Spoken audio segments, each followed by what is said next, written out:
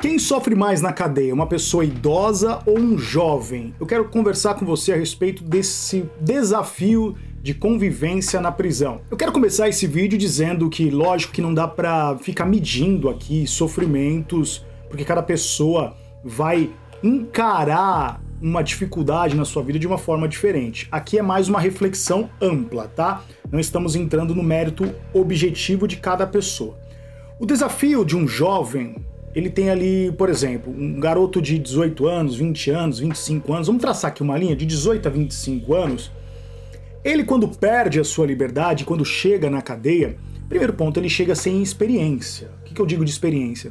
A experiência de proceder, a experiência de ser um cara posturado. Muitas vezes essa molecada vem num ritmo que a gente falava, né? Vem no ritmo da rua, e aí se depara com o sistema prisional que vai colocar ali conjuntos de regras. Então ele vai começar a encontrar os desafios de convivência que muitas vezes ele não teve no seu lar, de forma geral, tá bom? Eu sei que também tem exemplos de jovens que veio de lar estruturado e de repente foi parar também na cadeia. Não dá pra abrir, eu sempre falo, se a gente abrir o debate caso por caso, é vídeos infinitos aqui, porque cada ser humano tem um comportamento, legal? Então a gente fala aqui de forma mais genérica, legal? Agora vamos traçar uma outra linha, vamos traçar uma pessoa que já tem uma idade mais avançada, uma pessoa que de repente de 60 anos pra cima, e tem bastante presos acima de 60 anos cumprindo pena.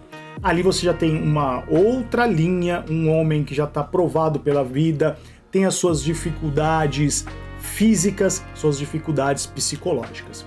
A pergunta desse vídeo é: quem sofre mais? Quem passa mais dificuldade? Talvez seja uma resposta um pouco até óbvia, né? Na minha percepção e na minha avaliação até mesmo de vivência, com certeza a pessoa mais idosa tem mais dificuldade no sistema prisional. Porque a diversidade desses desafios que essa pessoa mais idosa passará na prisão vai tendo desde a questão, por exemplo, do dormitório, então ele vai dormir numa dificuldade maior, tanto em CDP quanto em penitenciária, então se ele der sorte ali de dormir sozinho numa cama dentro da cela, legal, mas tem situações que ele vai ter que dividir a cama com outra pessoa, ou seja, o que a gente chama de valete. Esse é o primeiro ponto. O segundo ponto é a questão de muitas pessoas com essa idade já têm muita dificuldade de saúde mesmo, dificuldade com remédio, muitas vezes questão de pressão, mobilidade, o corpo já não responde mais com a mobilidade de um cara que tem 20 anos. Então são uma série de situações que vai dificultar ainda mais a vida desse senhor de idade dentro do sistema prisional. O jovem não, o jovem, por mais que ele sofra a carga emocional de estar perdendo a sua liberdade no auge da sua juventude, então ele vai sofrer por exemplo, por não estar mais dando rolê com os amigos, ele vai sofrer por conta de não estar tomando a sua cachaça, usando a sua droga, ele vai sofrer ali porque a testosterona dele tá alta, e aí ele tá ali num ambiente que é muito hostil e só tem homens. Então o sofrimento dele está muito mais no campo psicológico e concentrado mais nessa questão do que numa amplitude que seria no caso de uma pessoa com uma idade mais elevada, que seria também psicologicamente um sofrimento, porém com alguns aditivos que eu citei para você, físicos, mobilidade, etc. Fora isso, uma comparação importante, muitos jovens que eu citei aqui dos 18 aos 25 anos, quando chegam na prisão, eles ficam encantados com a prisão. Acredite se quiser, eles ficam encantados. Eles falam, pô, agora tô virando malandro. Tem esse perfil, não tô falando que são todos, mas tem o perfil daquele cara que fica, que legal, estou preso, agora sim virei malandro. E aí ele tá sempre dando risada, fazendo piada, ele tá cantando funk, ele tá se divertindo na prisão. E por incrível que pareça, tem muitos jovens, e não são poucos.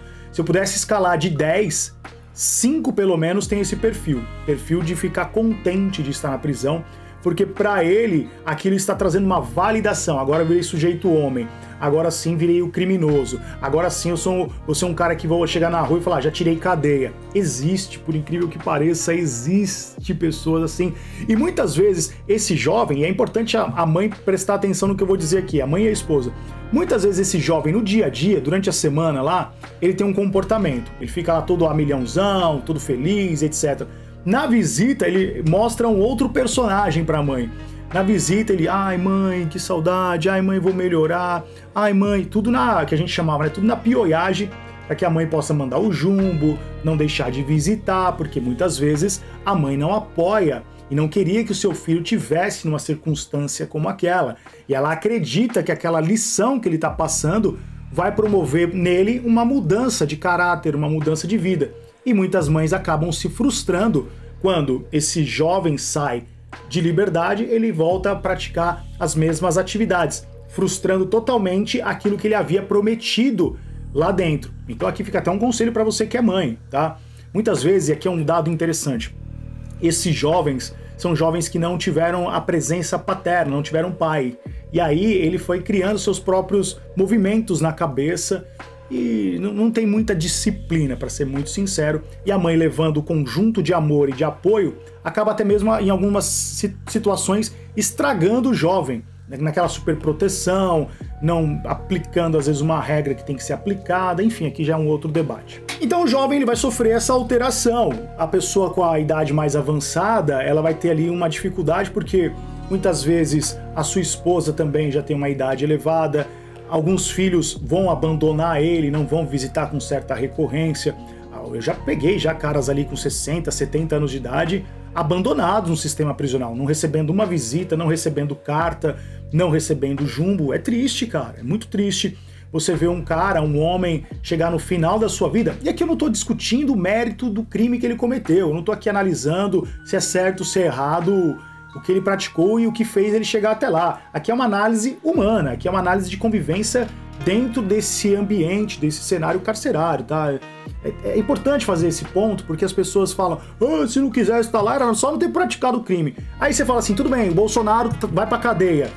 Não, Bolsonaro não, mas o Lula também. Não, entendeu? Não dá pra discutir o mérito do que fez o cara chegar dentro da prisão, porque é um debate jurídico. No mínimo, você tem que ter estudado direito, entender o mínimo de direito, de Código de Processo Penal, Constituição Federal, etc. Porque senão não dá pra debater com você. Não dá pra debater crime com pessoas que não têm um mínimo de conhecimento jurídico, entendeu? Enfim, eu fico revoltado porque sempre eu recebo esse tipo de comentário. Você tá falando sobre isso, você tá transformando esse cara em coitadinho, mas você não sabe a maldade que ele praticou. Esse é um outro tema. Eu não tô concordando com a maldade que ele praticou. Ele tem que pagar o crime.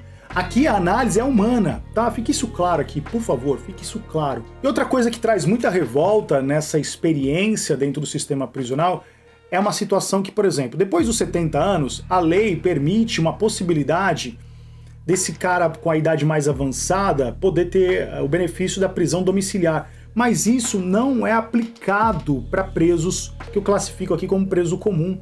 Isso só é aplicado para político, só para quem tem muito dinheiro. A lei é uma piada. A lei, ela não funciona para todo mundo. Deveria funcionar para todos, mas não funciona para todos. Porque, por exemplo, o cara que tá com problema de saúde, às vezes a unidade não faz um laudo decente ou faz um laudo dizendo assim, não, aqui a penitenciária tem condições total de poder ofertar uma assistência médica para essa pessoa e manda para o juiz da execução, vai ser negado a prisão domiciliar. O rico não. O rico vai mandar um médico particular, vai fazer um laudo bonitinho, tal, legal, vai mandar para o juiz vai lá e solta o cara, prisão domiciliar. Olha o exemplo do Collor. Entendeu? Olha o exemplo de vários outros caras aí que conseguiram a prisão domiciliar. Então é uma patifaria. Acho assim, como você que gosta de me criticar aqui, né? Sempre criticando, falando assim, se eles não quisessem estar lá, era só não ter feito coisa errada. Mas você não bate em cima daqueles que estão na prisão domiciliar, aqueles que têm regalias com a justiça, aqueles que conseguem liberdade com vários benefícios. Esses você não critica. É revoltante, eu fico aqui numa função na internet, tentando trazer uma reflexão um pouco mais ampla sobre o caos que é o sistema prisional, mas não apenas do caos, mas, e aí, o que nós vamos fazer como sociedade em cima desse tema? E outra questão que é muito complicada para uma pessoa com uma idade mais avançada conviver no sistema prisional é, digamos assim, a discrepância de visão. Então, esse cara de 60 anos, ele tem que conviver com a maioria, que hoje em dia é a maioria que está na penitenciária, de moleques de 20 a 25 anos, 30 anos, que, nossa, são aqueles trabalhosos, aqueles caras que pensam que são criminosos, muitas vezes não tem proceder, não respeita. A cadeia, muitas vezes, por ela estar mais pacificada, tem muito moleque a milhão lá, e aquele senhor, ele quer tirar, né? Ele quer cumprir a pena dele mais tranquilo, numa cela mais de boa, porque ele não tem mais aquela pegada dos 20 anos. E o cara de 20 anos não entende que a mente dele não tá mais acompanhando aquela frequência, aquela agitação do jovem de 18, 20 e poucos anos. É muito complicado essa discrepância de idade, né? Esse abismo que tem de uma idade para outra. Então, assim, é muito complicado, a convivência é um desafio muito grande. Conviver no sistema prisional não é fácil, é um desafio todos os dias, tem muito bate-boca, tem muita coisa ali de convivência que não é fácil. Só que ao mesmo tempo você acaba aprendendo. Para quem coloca isso como um aprendizado, né? Eu coloquei, isso mudou minha vida, aprender a ter mais uma habilidade maior de tratar as pessoas, de conviver com as pessoas, tá? Sabia dessa informação? Achou interessante? Comenta aqui abaixo o que você achou do vídeo de hoje. Não se esqueça, o like é tão importante. Você assiste o vídeo e não deixa like. Você assiste o vídeo e não se inscreve no canal. Poxa, se você colocar like, se você fizer comentário, se inscrever no canal, você me traz uma motivação para trazer mais vídeos, para trazer mais informações, para te ajudar a entender um pouco mais esse universo. O que anima um produtor aqui de conteúdo é o seu engajamento. É você mostrar para mim que o meu trabalho é importante para você, deixando o like, se inscrevendo e deixando um comentário. Então, se isso foi importante para você, coloca aí abaixo, tá bom? Um grande abraço para você e até nosso próximo encontro. Valeu!